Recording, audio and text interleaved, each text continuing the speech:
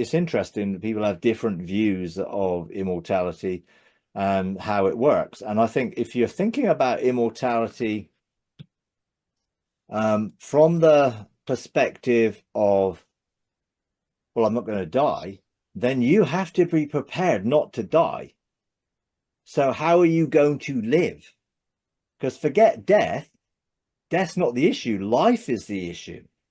How are we going to live an abundance of life? Jesus promised that we would have abundant life. The enemy comes to rob, kill, and destroy, but I give you abundant life. So what is abundant life? How do we embrace abundant life? How are you going to live for the next 100 years? Are you going to carry on working and earning a living, a wage, to continue funding yourself for the next 100 years? Are you going to be able to find a way to provide for yourself, which is supernatural, or operating out of a different mindset? Because people, you have to think about those issues as well. Because if your pension pot doesn't last 100 years, which for some people, who've got a guaranteed pension, they're not expecting to pay that pension for another 100 years, are they? They're expecting maybe 10, 20 years, maybe when you reach retirement age. So what will happen if you ran out of pension money? What are you going to do then? Okay, well, we've got the state pension. Well, that will provide something. But actually, we need to be preparing for immortality now by thinking about what I will need to be able to do to maintain the lifestyle that I choose to live in. Whether that is living in a different way, so I'm not subject to the grid and having to pay bills and everything else, or can I manifest things in a way by choosing the reality where finances manifest or gold manifest?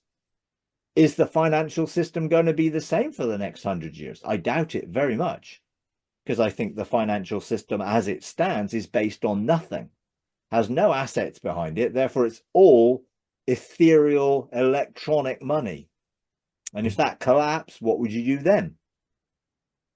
And I do believe God will give us insight into how to prepare for the future so that we live not controlled by the system of the world around us, but we're living a heavenly world life on earth.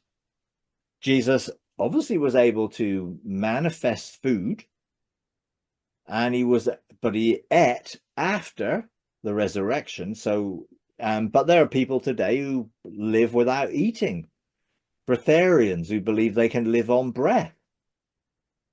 So there's all sorts of ways of thinking about these things that which we do need to have not just, oh, I don't know, I haven't thought about that, I don't really know. Well, no, let's think about it now. Let's prepare now. Let's be ready now for everything we need to live and everything we need to do, and all the changes that are going to take place, both financially, politically, worldly.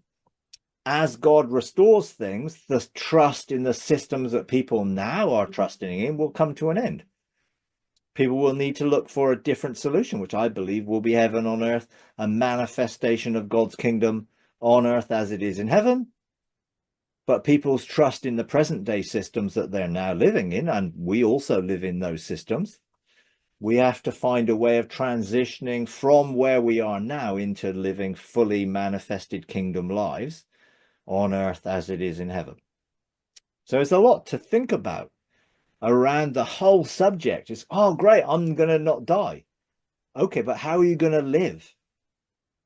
Because the thing of not dying is not the issue. We shouldn't even have that as a consideration. The thing is, how am I going to live abundant life? What is that going to look like? Which is a question I think all of us should be thinking about and be ready to have a perspective that then can be turned into a choice of reality, which a lot of people aren't thinking that way. If you enjoy these videos, would you please take a moment to like, comment, and subscribe? It really does help. Thank you very much.